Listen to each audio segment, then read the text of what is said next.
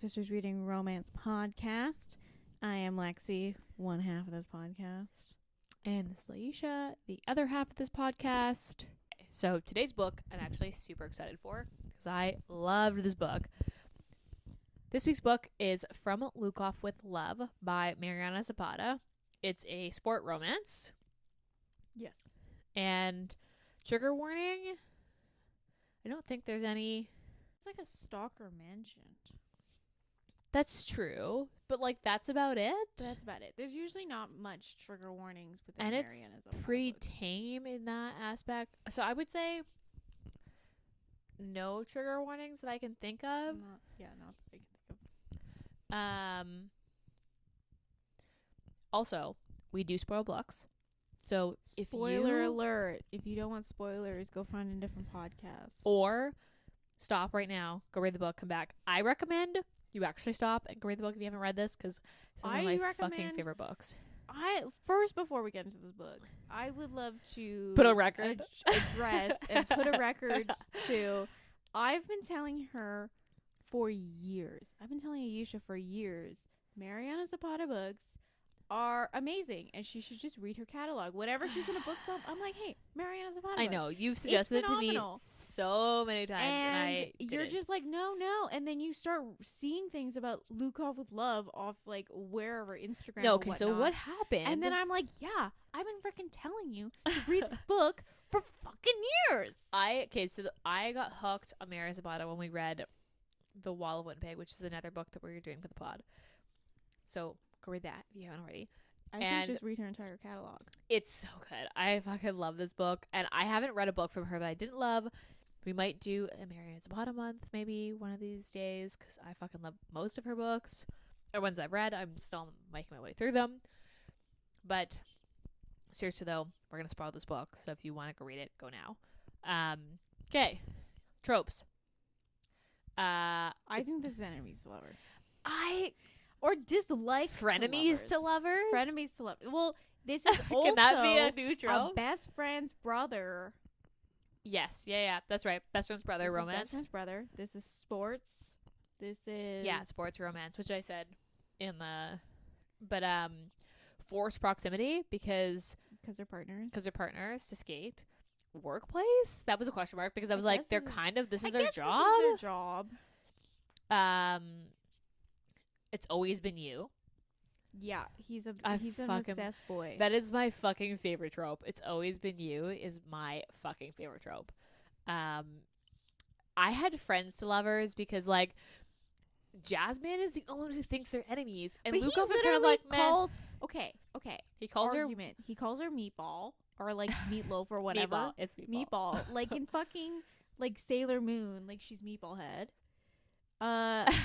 And then he also makes fun of the fact that she like prefers to listen to audiobooks or like doesn't read very often. Okay, he doesn't realize that she's actually dyslexic. So like he like makes fun of that. So many things I love I'm about this like, book. I don't. Okay, this is just a thing. This is just me. If you don't like to read, that's fine. Like, I don't understand why that's like not an aspect. He was just trying to be an asshole because she was trying to be a bitch, and then it was just like. But the thing is, they're trying to be friendly in this interview because this happens during an interview, And they're like actually kind of being friendly, and they're like also saying asshole things to each other, and this is why I think it's enemies to lovers. But he's also boy obsessed. Because he's like this is literally like the if he's mean to you, he likes you. Yes. I also have him as a beta hero. He's definitely not an alpha. Yeah. He's definitely if you like a beta hero, Lukov Ivan is your beta hero. I personally don't like beta heroes, but I fucking loved Ivan. I love him. Soft. I mean, cinnamon roll. I don't know if I'd call him a cinnamon roll, but he definitely is a beta. Yeah. Fucking love this book. I mean, I don't think any of her. Oh, besides maybe from All Roads Lead Here, maybe is like the only alpha. Oh wait, and then Underlock he's definitely an alpha in that one. Okay, well, don't spoil. We're gonna talk about the book. So, Trigger warnings, none. Those are the tropes, I would say. Most of them. Most of them, yeah. Goodreads rating. So this has a fairly high Goodreads rating. This is a cult classic. This is which this I didn't is- know, but yes, it is. this I would is say like it is. one of her most popular books. This For is good the reason. one everyone talks about. I think her entire, like, besides a couple of them, I think her entire catalog is really good. But I would this one say definitely gets The more next press. popular ones are The Wall of Winnipeg and All Roads Lead Here. And culty. Everyone loves culty. I haven't read that one, so I don't know. I haven't read All Roads Lead Here. But okay, so this has a 4.38 on Goodreads, which is pretty high. It's very high. And it has it almost has 100,000 ratings. Like, it has 95,000 ratings. It's also on Kindle Unlimited, which is Yes, very yeah, nice. that's true. It is on Kindle Unlimited. So this is how we read them. This on Kindle Unlimited, and then I bought the book. I haven't bought it yet. I love this book. I bought the physical copy. I don't understand the pricing of all her books because they're all different. It's really weird. I don't know. I bought this book because I fucking love it. I don't understand the title, but we can talk about that later. High ratings. I would 100% recommend this book. So you should stop right now and read it. This is what I don't like is that this is single POV. It's all her books. It's all in Jasmine's point of view, which But okay. Argument here. Slow burns, I think I could argue, are good as single POV because it adds to the angst, it adds to the pining, it adds to the, like, does he like me? I don't know. thing is It that, like, adds to it. you So, kind like, of this know is as a the slow reader. burn. I guess the book would be shorter if it wasn't dual, because you would know that he loves her the whole time, and then there'd be less. Does he? I don't know. Yeah. But I'm a huge. I love dual POVs. So that's the only thing I wish we could hear from Ivan even just once or twice. You're never gonna hear from any hero in Mariana Zapata. Well, books, so. Anyway, so it is single POV from Jasmine's point of view, and this is a standalone. So, like, you don't have to read. Well, there are some in the connections. universe. So you're gonna see.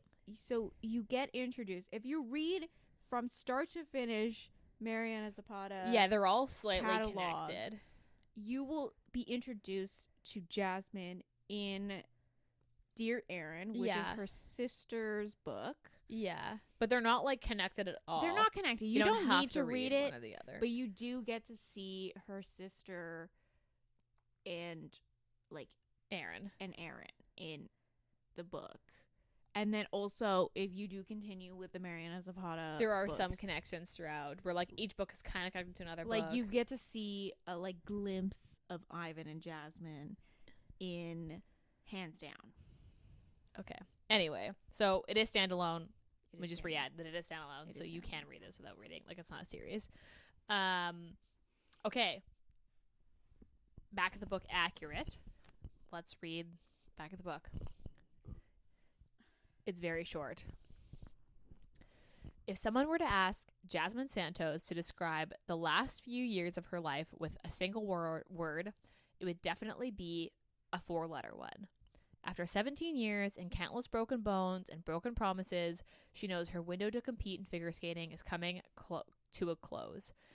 When the offer of her lifetime comes in from an arrogant idiot she spent the last decade dreaming about pushing in the way of a moving bus, Jasmine might have to reconsider everything, including Ivan Lukov.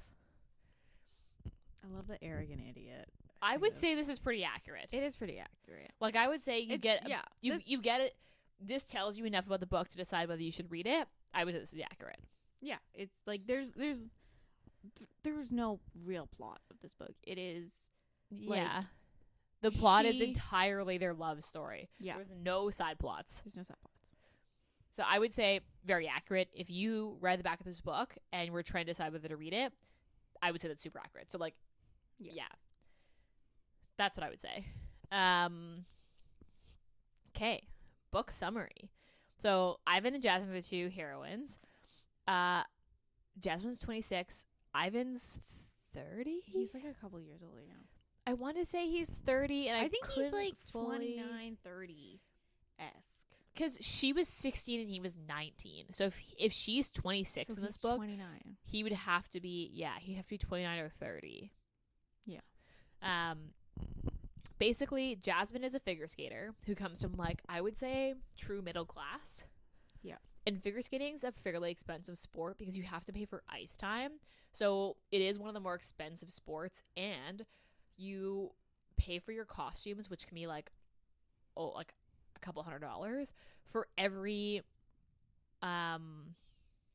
like skate you do or program. Every program you do has to have a different so like, and you would only, so every season you're buying a new costume, so it isn't just like you're not using the same equipment every year, like besides your skates, like you're buying Jasmine a new costume mostly every gets year her sister to make them costumes because they can't afford many of them. Yeah. So true middle class. She was skating singles through junior, which goes to 21. And then she decided she did another year of singles after junior and was just like going downhill. So she decided to move for pairs, and she decided to do pairs for the last 3 years, I think she did it. Yeah. And then her partner left her at the beginning of the last season. So they're in the middle, they're coming, so the season that just passed, her partner left her, so they just finished a season where she didn't compete because her partner left her. Her doubles partner. Yeah. So at the beginning you find out that Jasmine, whose partner left her, didn't tell her and just fucking announced it, and she found out via like the news, basically, like social media. Like she found out via like the skating world because he didn't say anything to her. He just like found a new partner, and she was like devastated because you can't skate pairs without a pair. Yeah. So she was like, she wasn't devastated at the fact that he left. Devastated that she couldn't compete. It was she couldn't compete, and also like he like basically like betrayed her. Yeah, because Jasmine is very hot tempered and like loyal to it. Like if you are in her circle, she is super loyal, but you work to get into that circle. Yeah. Like she's like not quick to trust, but like super loyal when she does, like when you've like been included. And she felt like super betrayed, and just like part of it is that like she is super competitive, so like being cut out of the competition too late to find a new pairs partner meant that she literally just couldn't compete, so she had to take the season off. So she ended up like spending, like my understanding, like the summer basically being like fuck my life. Yeah. She spent like 3 or 4 months just like, she's like super, you learn this if you read Dear Erin, like temperamental, but she's very temperamental. She's very like, she's also very like, I guess like emotional in terms of that. Like she's also very dramatic. So like in Dear Erin, she also like, I think she like she fell or something in her like last competition, and she was like, I'm fucking quit, and she's not skating in Dear Erin. Yeah. But like her sister the entire time is like, she's gonna get back into it. She's gonna get back in. She does this all the time. So she was gonna take a couple months off, be dramatic, and then she's gonna be going back into it. Yeah. So like, so she's done the like full on like I quit, and then she doesn't skate for a couple months, and then she slowly built her confidence back up to go. Yeah. So she's like, so in the beginning, so she's like trying to compete again and is like unsure what to do. She's like, I need a partner if I'm going to skate again, but she's like just trying to like get back into skating. She's paying rink fees herself, but like really discounted, because you find out that the rink is called the Lukov like ice center because Ivan and what's the sister's name? I don't remember his sister's name. I don't remember the sister's name. Best with his sister.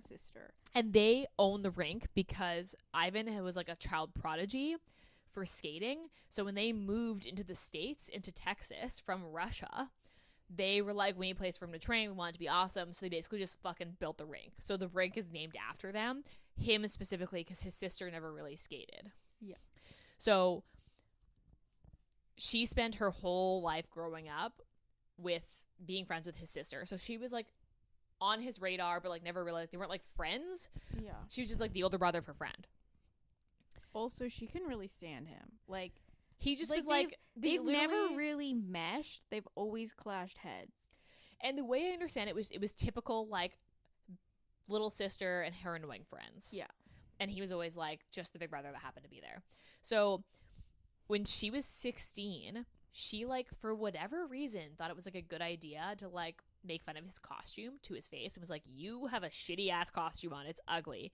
And he was like just so taken back that he was like basically like, well, you're fat. Like he just was so like confused by it that he was like, what? And then basically from then on their feud starts, and they like from then on, from like 16 and he being 19, they end up just like jabbing at each other anytime they see each other in the hallways. It's like he calls her meatball because his thing is that she's like a bigger skater, which is like super problematic in like a whole other sense of like that sport and being partners. But like they end up just jabbing at each other. So like in the beginning you find out that like they're not friends. You find out that he's coming back to train, and he has like, so he gets partners contract based. He doesn't like get a partner because they're friends and they think they will work together. He's like, she's a good skater, we're good partners. Yeah, it's basically like contract based. So his last partner got injured and then her contract was coming up. So like they just decided pair was ending there, or we'll wait for wait for you to get better and pass the season. But then he would need another partner to play the season, to do because this, basically like the Olympics are coming up and he needs to start, if they want to go to the Olympics, he needs to start placing. So this is a World Cup year, so he like the my understanding is that the World Cup had just passed, so he'd just come off a world championship with that partner, and world championships happen every 2 years on opposite years of the Olympics, so they're 4 years apart. Like it happen every 4 years, but they're 2 years and then 2 years. So they just came off the 2-year cycle for the world championships. So they're leading up to the Olympic cycle, which is the next 2 years. And he's like, we can't, this person isn't going to, so his partner for this year wouldn't qualify him for the Olympics, but you can't just take a season off and then come back to qualify. So like he would still want to train and not just take a season off as well. So he's like, well, let's find a random partner, or they make it seem like he just wanted to find a random partner. But really, he ended the contract, and he was like, I hear Jasmine needs a contract. Partner. Needs it. So, like, I don't know how that part's still, like, how that worked out with Coach Lee. I really wish he just said it. They just said it out front. Like, hey, I heard you need a partner. Let's be partners. I need a partner. Let's just do this. Because, like, they're both at, like, kind of, like, the end of their ropes. Like, he would have to take a year off or a season off. And he doesn't want to because they're coming up to their year away from qualification. That explanation makes sense, but in reality, like, he really wanted to be her partner for a really long time. And his contract was coming up, and he was like, fuck it. And he's like, this is what a better time. So basically, he gets his coach to be like, I want Jasmine to be my partner, and she's been off for like a season and a half, basically. And usually when you find a new partner, you don't compete in the upcoming season. You take a full season off and compete the following season. But he's like, we're just going to fucking do it. So they have like 3 months to get ready for the season.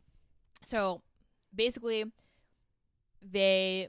Jasmine can't refuse the offer because she's like, I want to get back into skating. If this is my 1 year to get back in, I can leave after this year and find a new partner. But like, this would look good for me if we do well. She's basically like come to the conclusion of like, if she can't compete this season, she's done. She's done in skating. She's also 26, so she's coming to the end of her career in the sense that like generally you'd be on the older side of most of the skaters, so without a stable partner it'd be really hard for her to get back into it. So she's like, this is my last chance to find a partner to finish my last cycle basically and then move out.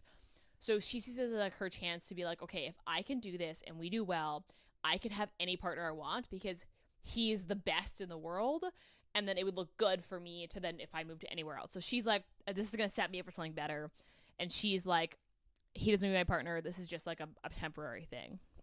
Anyway, they become partners. They're like fucking. They're at each other's throats. All the time. All the time. And the coach is like, you need to fucking figure your shit out because we can't keep doing this. Yeah. They're both super competitive and super perfectionists. And the first like scene is basically like as they're like still fighting but like getting to know each other, her car breaks down and he like drops her off at home and just like invites himself into the house. Yeah, he just like, so dinner. Yeah, like, he just like wedges himself in and he's she's just like, you can leave now. And she just like, yeah, hi guys. Yeah, she just like gets out of the car. He gets out too and she's like, where are you going? And he's like, I'm dropping you off. And she's like, you could stay in the car. Like, you don't need to come in. And he just like walks into her house. And then at that point, she's like, okay, I guess I have to introduce you because you're fucking here already. So she walks into the kitchen to introduce him. And he's just like, I'm gonna stay for dinner. So he just like sits down, and they're and it's like family dinner. So their family has like the whole family's has over. like a dinner like once a week. They all or, have like, dinner every other and week. they're like, and then her mom's like, so do you want to eat? He's like, yeah, I could eat. And she's like, no, you can't eat. Like, Like, no, what are you you have doing? to leave. So like, and you like, he gets actually quite along with her siblings. And you like meet the kind of the whole family, and like it's actually ends up being kind of nice. And she kind of is like, okay, like that actually wasn't too bad. Like what was actually kind of nice, and they have a good time. After that, they do this interview, and my understanding is it's like a TSN-esque type interview where like it's some sort of sports channel or sport magazine that they're trying to do a channel for, and they're doing an interview because was it not for the nude I don't think so interview? I think it was supposed to be something different, because afterwards she's like, you could do this. So this interview, they're like actually having a good time and like kind of just like jabbing each other, but in like a funny, like I'm laughing with you, not at you type of way. And then he makes a comment about how she doesn't read. It was like an interview question. It was like, what was your like what's favorite your book or what's something? the last book you read? And then she's like, oh, I don't really read that often. Listen to audiobooks. Yeah, and then he's like, oh, can you even read? And she's like, I listen to audiobooks. But she says it like really like basically you defensively. find out that so she's dyslexic, and she gets while they were growing up, his sister used to read her the menu at restaurants they went to because it was easier for like faster for her to have the menu read to her to pick what she wanted rather than for her to try to read it. Yeah. So or she'd pick something with like a picture. Yeah, and he basically like doesn't connect the dots and think that she's dyslexic, and basically like calls her out for being dumb, and like that's a sore spot for her. And she's like, yeah, because like her entire like she has a really bad relationship with her dad because her dad was like, why are you doing like he basically was like, you should be smarter. Yeah, he's like sports won't make you money. Sports won't make you money. You should have a good like job. You should go to college. And she was like, I didn't do well in school. Because she's dyslexic. She's dyslexic. Naturally. And like he wouldn't accept that she's dyslexic. So yeah, he the kept whole just being time like, if you tried harder, you'd be smarter. You'd be smarter. Yeah. And she's like, I have a disability. I That's not how this have works. a learning disability, and I cannot excel the way other people excel. Yeah. And it's like a sore spot. So like every time she like shuts down in this interview. Yeah, like, and then every time like her dad is brought up, because she doesn't have like obviously a good relationship with her dad, so like because that's like a thing that he brings up literally every time he sees her. It's like, oh, you're still doing sports, right? Have you not grown out of that phase yet? Like that kind of thing. Yeah. So the interview ends up like on a sour note, and like Ivan's just like kind of confused, and she's like, nah, you're an asshole. Yeah, because he doesn't actually like I'm sure that he like has an inkling but never like actually knew, so he thinks it's like funny, and she doesn't obviously think it's funny. She leaves, and he's kind of like, oh. After that, Ivan shows up at her house again for dinner. Like he comes over again for dinner because this is so after the interview, it gets brought up that they've been asked to do it's a Sports Illustrated. Like every year they do the like up and coming, like basically the Olympic like promises, and the naked photo shoot. It's like it's an actual like it's a real thing, and it's like super normal for them to do, but they get asked to do it because of Ivan, because he's set to win lots of the up and coming Olympic cycle that would happen in 2 years. So they get asked, and she's like, I don't know. Because she had issues with like when she was skating, she was pretty active on social media as someone who's like 26 and quite young, and like obviously like in really good shape, and she had like randos like send her like dick pics and like weird like making weird comments on her body and being like basically like, yeah, I'd put my dick in you, and she's like, nah. Yeah, and then she full on had like a stalker. Like, Yeah. you would send, like, letters to the house. Yeah. So she ended up like then listing a PO box instead and not actually listing her house. And she doesn't have social media. That's And she like deleted all of her another thing accounts. that, like, when she signed the contract with Ivan, he was like, you have to be active on social media. Like, we need to get buzz. And she's like, I don't do social media. Like, because of that, because she Yeah. was tired of receiving dick pics in her DMs. and like, so I think they're like, She tells the manager, and the manager's like, okay, I understand. Like, we'll tell you what to post, and that's yeah, it. she basically doesn't manage the social media anymore. Like, she doesn't do her own social media. Yeah, so she's like, they're like, that's fine, we'll figure it out. So she's worried about this naked photo shoot because of it, and then Ivan ends up at her house again for dinner, and her brother's like making fun of her or something, and she's like, fuck it, we're doing this fucking photo shoot because I can fucking do this. And she brings it up, and Ivan's like, so we doing it then? And she's like, we're fucking doing this. And like, okay, we're doing the naked photo shoot. So the next scene that happens is basically like the photo shoot. And like at that point, they're like kind of, they're not friends yet, but they're like almost friends. Yeah. And I love how she's like, don't look, don't look, don't look, don't look. And she manages to not look. I don't think I would fucking look. I could not. I swear to God, He wears a sock. Yeah, it's like he was wearing a when you film sex scenes, like Yeah, you're wearing a sock. You're wearing a sock, And she she's was wearing like a thong kind of. I saw it as like, so she had like basically like nipple pasties. Yeah. And was it a thong? I think it or was a was thong. it like fully nude? No, I think it was a thong.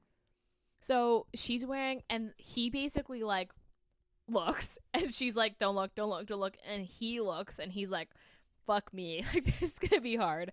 And she's like, dude, get your shit together. She's like, why is he's like being weird. And she's like, why are you being so weird? And he's like trying to look anywhere but her, basically, because he's like, if I look, it's over. And she manages to not look, which I don't believe. I fucking would have looked.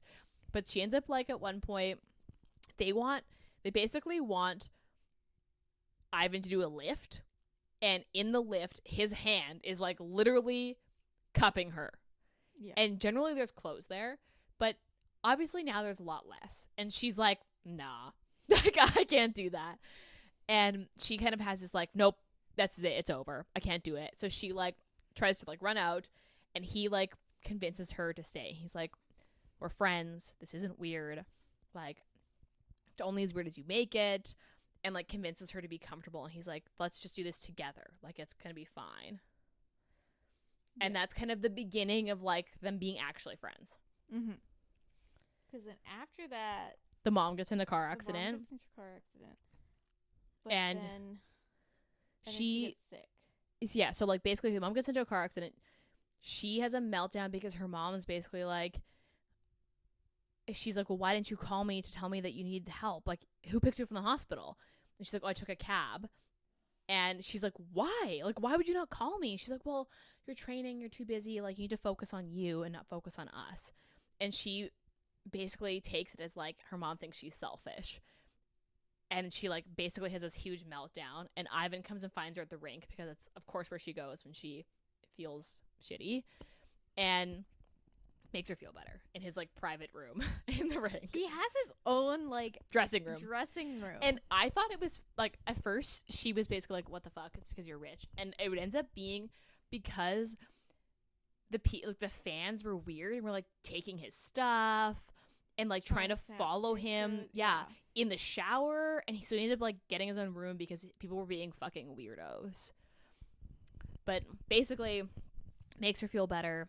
And like, he's like, why didn't you just call me? And she's like, why would I fucking call you?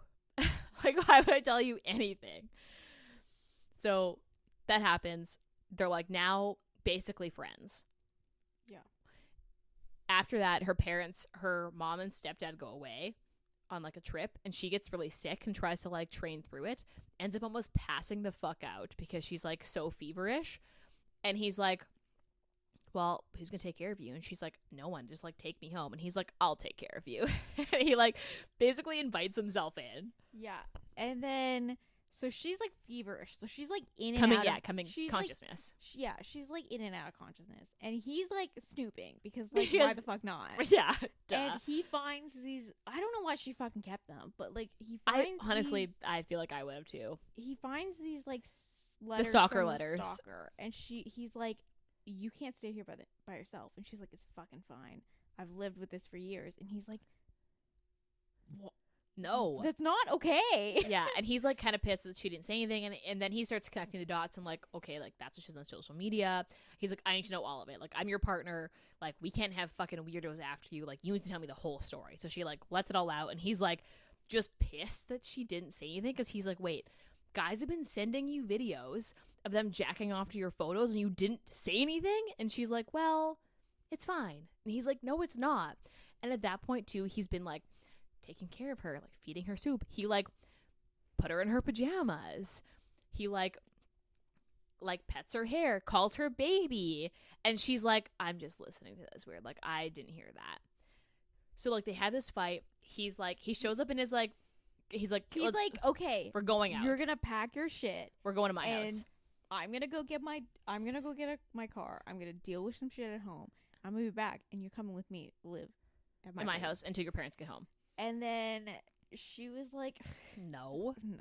Like, who the fuck do you think you are? She goes like, she must have like, I think she like passes out again because he shows up in his minivan, and he's like, dude, what the fuck? I said, he's like, are you packed? She's like, no, I'm not going with you. And he's like, no, you're packing right now. So he goes and packs for her. He starts to pack. She's like, what the fuck? He's like, get in the shower or you're coming like that. And she's like, fine. So she like showers. He like packs her stuff. She leaves the house, comes out. This is my like fucking favorite part. Fucking minivan. And she's like, he's like, okay, get in. And she's like, what? And is like, that your car? And he's like, yeah. And he drives this like fucking like, so he normally minivan, drives a Tesla. So she was like, where's your Tesla? And he's like, well, I don't have space in the Tesla. And she's like, why do you need space? And she gets in the car, and there's like two little dogs. There's like two dogs, giant dog. One's like, I pictured it as like a Saint Bernardi type dog, and then one little like Frenchie that's like literally strapped into the car. He has to be strapped like seat belted in, or she won't sit still. And like, she's like, what the fuck is happening? And she's like, there's a little dog over here in a fucking pink sweater, belted in, and then this massive thing that's trying to lick me. And she's like, I'm not sure how to feel about this. And he's like, get in. And she's like, so she like ends up getting in, sitting there silently being like, what the fuck's happening? Shows up at the house, and she's like, he basically warns her. He's like, so just be prepared because I have pets. And she's like, okay. Yeah, so like a cat, she's like another dog or something. A cat gets out. There's like another dog. He's got three dogs. Three dogs, a pig, and a rabbit. And a big rabbit. And she's like, this pig comes out, and she's like, there's a pig here. And they're like, want to see this newcomer. So they all love her because they're like, look, new person. And he's just like walks in the house with her stuff. The Frenchie does not care for. So she's like sitting on this porch, petting this pig and this rabbit and these dogs. He's at the house, and she's like, this is great, but what? She ends up like fucking loving it. And he just like, later she then goes to bed, passes out. He walks into her room with the rabbit, just like petting this rabbit. like that scene from The Godfather.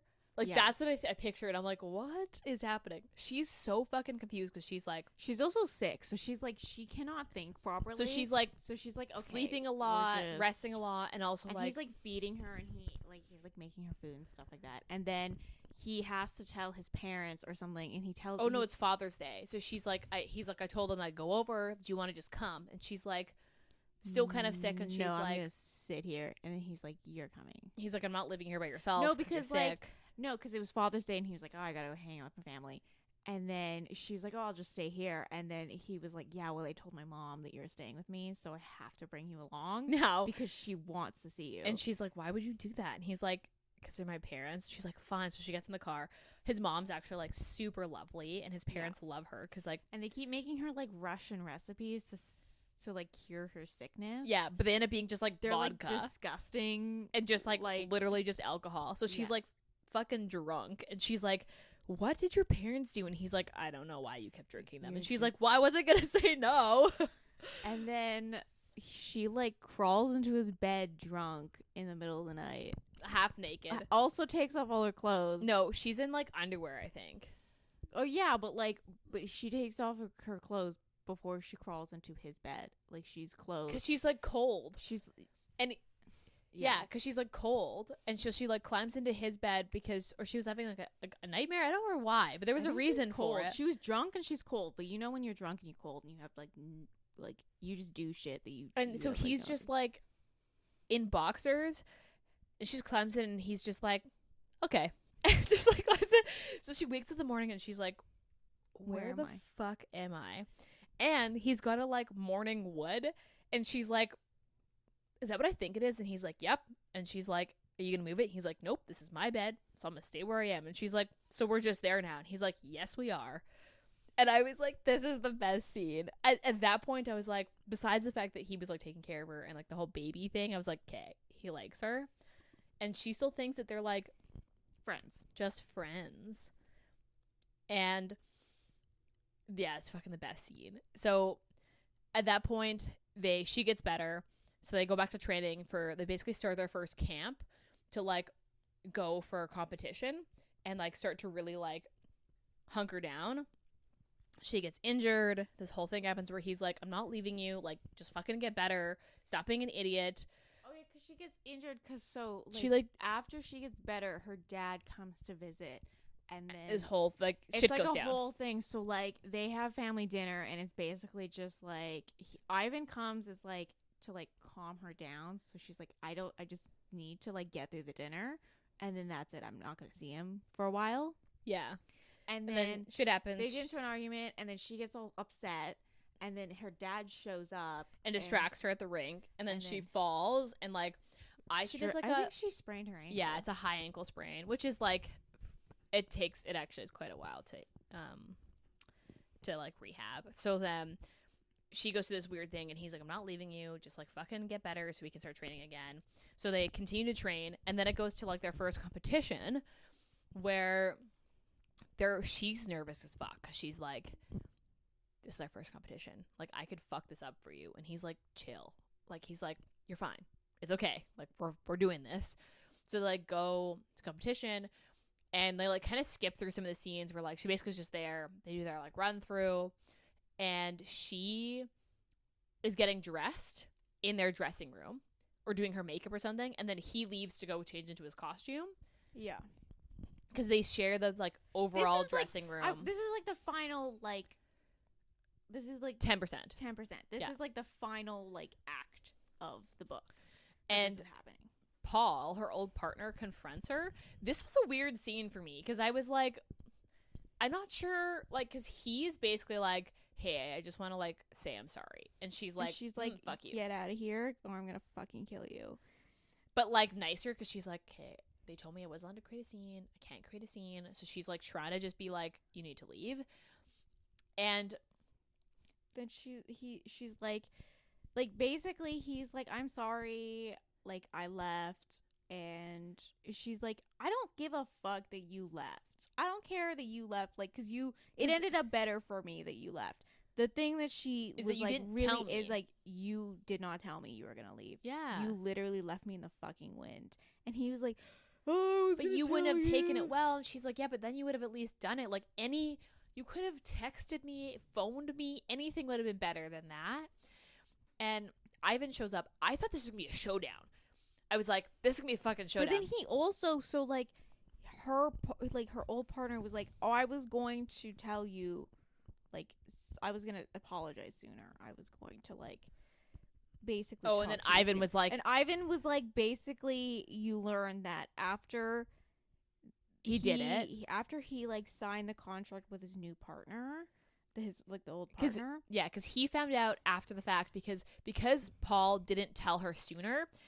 He waited until the season was literally about to start. So she assumed that they were going to start training in like a week. And instead, he ended up announcing he had a new partner. So it was too late for her to find a partner. And Ivan had already signed a contract with the partner that he had just finished with to do the next 2-year cycle.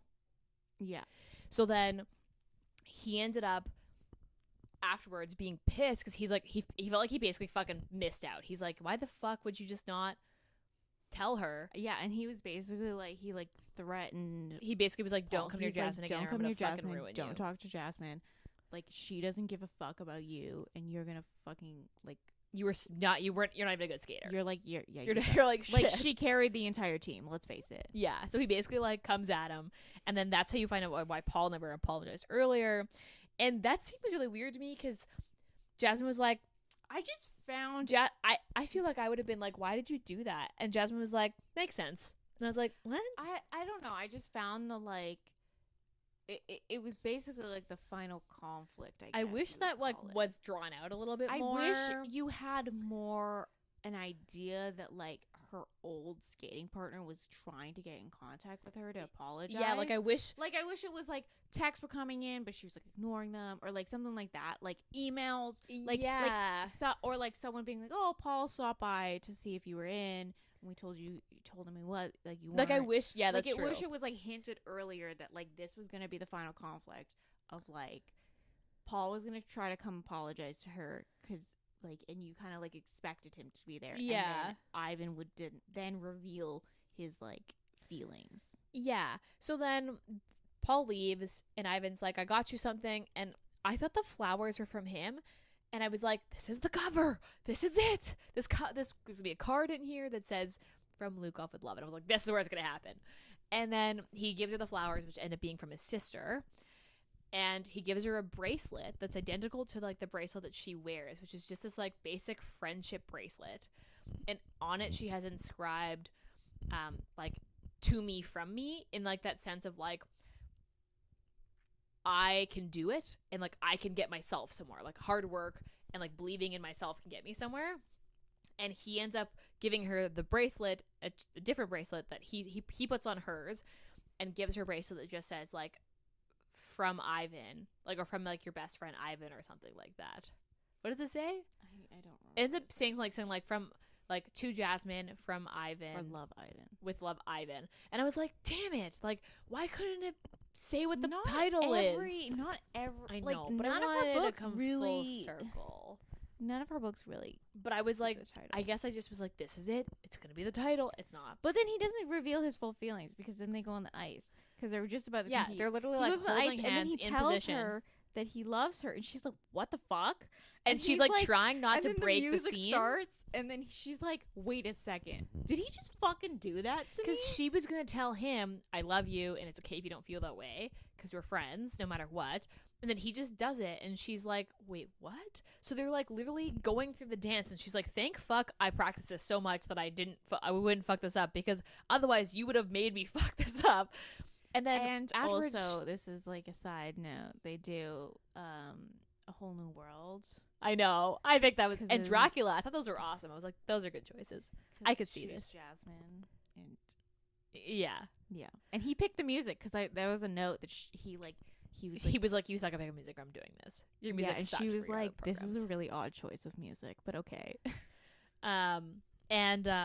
After the thing ends, she's like, "Why? What?" And he's like, "Yeah, I love you." And she's like, "No, but I was gonna tell you first," because she was about to, and he was like, Well, so, I did it. "Well, I did it." And then they like end up getting separated because they do interviews after, and they get a really good score.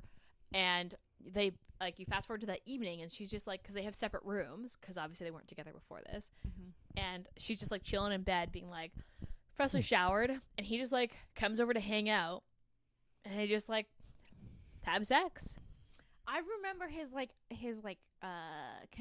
love confession, and he's basically like, Yeah, this is before they have sex. You've like always been my favorite person. Like, and I remember the like, if I had a dead body, you'd definitely be the one I'd phone. And he was like, I thought that when you moved to Paris, you were going to ask me, because he's like, my contract had just finished, because he's older. He had just finished a cycle already, and his contract was up at the end of an Olympic cycle. And she was then starting Paris, and he was like, I thought you were going to ask me. Like, he's like, why didn't you ask me? Like, this whole, I was waiting for you to ask me to be your partner. And she's like, why would I ask you? And he's like, because we've known each other forever. Like, why wouldn't you ask me? She's like, but you've always had a partner ready. Like, And he's like, yeah, but I would have dropped them for you. And she's like, well, how was I supposed to know that? I just love that it's always been you trope. That's my fucking favorite. And they end up having sex and they get together in the end, and then flash forwards them like having kids. And, yeah, like, they're being like retired. I think this is like there's like 2 Olympic cycles. They end up winning, doing an Olympic cycle, the one that like they were leading up to, and then staying on and doing another set. Yeah. So and then they have to retire because Ivan can't. He's Ivan's too old. Back. Basically, he has to have a surgery, and she's like, "Well, I'm not going to go with another pair, so we're just gonna retire because they're married at that point." And then they're married like within like before the Olympics. Yeah. And then also like they're married within they had a kid before their second Olympics. Yeah, so they have a kid after the first Olympics.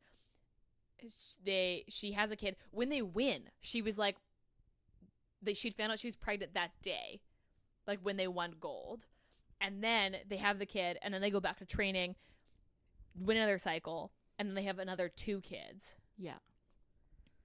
And they're like family of misfit animals. Yeah. So like, yeah, they have a lot. Yeah, they're having a lot of kids. I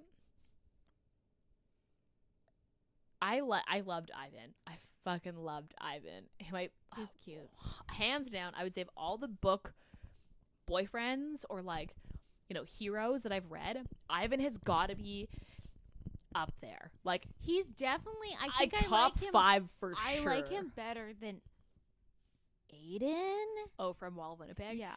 I do but too. I don't think he's my favorite. Oh my god, he's Mariana Zapata hero. Okay, well I haven't read them all, so don't spoil any. But like in general, of the books that I've read ever, he's for sure top 5. I loved Ivan.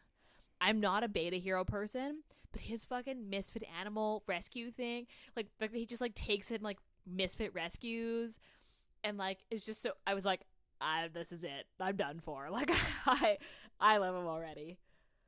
As soon as they had the animal thing, I was like, I'm done. This is it. Yeah. He's by far my favorite. His fucking rescue. They're super fucking cute. I love Jasmine. Because she's so like, I wouldn't say different from her previous heroes that heroines that we've read. Because like, she's like a hothead, right? And she's like really fucking dramatic. So it was a very different. Because you always see those like the like main characters who are like sarcastic and like but like relatively level-headed, and Jasmine was like not level-headed at all. She was like she was like a hothead, and like Ivan was the person that like balanced that out. What I liked about Jasmine in particular is the fact that what happens in romance novels is the heroine starts off fiery. They always want to be independent, and then suddenly they're just lovesick, and then they like kind of lose that aspect of their character. Jasmine stayed true the whole book. Yeah. And I like that is actually super uncommon in romance novels when you have a character that's super like strong-willed, and the independent. Thing is, like Ivan really likes that she is strong-willed and independent. And Mariana Zapata never writes her as less than that. Like there's never a moment where Jasmine is less than who she is at the beginning. Yeah. She stays true the whole way through, which I really liked. I think her like character arc comes in like learning how to, I guess, like share priorities in terms of like skating can't take over the entire life, which is like when her mom gets in the accident. Like she learns that her priorities, like what her values are. Yeah, her whole family basically thinks like skating means everything to Jasmine, so we're not gonna bother her about anything because she's gonna like complain to us about it. So it like her arc is basically just like learning how to fit other things that are important to her within skating. Yeah, I really liked this book because there's so much happening and nothing ever takes away, and it's so good. One, the sports aspect is actually super accurate for 2 athletes at this level. I have a hard time like reading a sports romance when they're at this level. Oftentimes that's not portrayed in a book where like they have like other jobs or like they're just like, oh yeah, I train. And Mariana Zapata committed and like whether she did her research, maybe she knew someone who was an athlete. This is actually super accurate, and as someone who works in sports, I really appreciated that made sense. I think this is one of the smaller books she has. I also liked that like she has she's a heroine of color. Yes, she's half Filipino. Her older sister, one of her older sisters, is a lesbian. Her older brother is gay, and he was in the army. And then her other sister is like married with kids, but like what a diverse group of people. Like she has a gay brother, a lesbian sister, and then just like her other sister who's already married has kids. Like it was like a little bit of everything, and I liked that. Like yeah, it was just like so. This is the shortest book she is written. Well, besides, what's it called? The Rhythm and Chord and Lingus. This is like, I think this is like the shortest book she's written. It's only 460 pages. Which I can see now. I do wish, the one thing I didn't like with the book was the love scene. Like the declaration of love scene was very like offhand. Like, oh yeah, I love you. And I was like, I wanted something to be more dramatic. And maybe this is more realistic though as a whole of just like how that usually works in real life. I did wish that was like a little more dramatic maybe. I do appreciate that like nothing in her books are like, you know how in the third act there's always that like conflict that they have to break up. Yeah, like something that keeps the heroine and the hero apart. Yeah. And the thing is this book does that in a way that seems realistic. Like you never have a moment where you're like, why aren't they just together? Okay, so then rereadability. I reread Mariana. I think all of Mariana Zapata books are really but this specifically. Let's talk about just from Lukov with Love. I mean, I don't go back to it as often as I go back to a couple of her other books, but it is very rereadable. I mean, I bought this book because I have gone back and reread it, and I fucking love this book. My rating, 100% 5 out of 5. I give this book a 5 out of 5. Yeah, I give this book a 5 out of 5. Steaminess, this is like a 1. But like, the book isn't about the sex, and they do have sex at the end. Also, I will highlight, they do mention, like, I'm always on like condom watch or like birth control watch, because I hate when books just like fucking don't mention it, and they're just like, and they're having sex, and I'm like, yeah, but what about, especially when they're contemporaries. And she mentions she's on birth control, and I'm like, okay, I will give you the tick box for that. Like, you mentioned it, then you guys can just do whatever, I guess. Yeah. But like, so I did like that. Yeah, steaminess, 1 out of 5 for sure. This is definitely a slow burn. Isn't about. Yeah, most of Mariana Zapata books are like you this, don't. though. Yeah, you don't go into Mariana Zapata being like they're gonna have like sex everywhere. No. They have one. Would this be a better book if they did? Maybe. Most of her books, the couple usually only gets together in like the last like 10 pages. Yeah. And they only have one sex scene. Yeah. And it's always right at the end. Recommend. I would recommend this. I would You just have to, well. the thing with Mariana Zapata books is they're long. Like, this is a slow burn. Yeah, so they're generally pretty long. If you don't read at a relatively quick, I wouldn't say quick, but like normal reading pace. Normal? So like... Well, like for instance, like my friend, like she's a really slow reader. So if I gave her this book, it would probably take her 4 months to read this book. Oh my God. So like if you are relatively, like, you can digest this book in a week. And like, yeah, I read this in a couple days. Yeah, I mean, like, I can read these books in like a day. Well, and that's because I work for a living and need to go to work during the day. Fucking rude. Yeah, I would definitely recommend this. I don't know, like, I would recommend this to everybody. Like, there's nobody that I wouldn't recommend this to because I would recommend it to everyone, but I would have to know, like, if they can accept a 500 page book, then like, yeah, I would recommend it. But like, if they want like obviously like like they only read smaller books, then I wouldn't probably recommend these. I thought this was the good length. This is a perfect length for This is like one of the shorter of books. It's only The Wall and Pig was long. It's long. Most of her books are 500 plus, and I think this one's like under 500. Yeah, I know it definitely is. Okay, so then, moral of the story: fucking read this book. Fucking read all her books. Yeah, I would also say that we will probably do a Mariana Zapata month where we do like a whole bunch of her books, because like I've loved every book that I've read so far, but in particular from Lukov with Love is fucking one of my favorites. So please read it. It is the best. Any final closing notes on this book? No, I think we covered everything. Okay. As usual, don't forget to download, subscribe, tell a friend. Leave us ratings and reviews. Lots of them. Lots of 5 stars. All 5 stars. All 5 stars. No 1 stars. I want to see no 1-star review.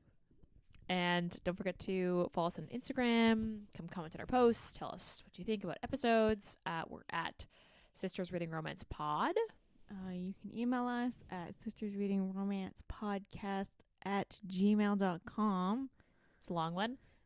Send us book reviews. Oh, why do I keep saying that? I say that No every time. reviews. Send us opinions, Rex. But no reviews. That. We'll just go with that. We'll see you all next week.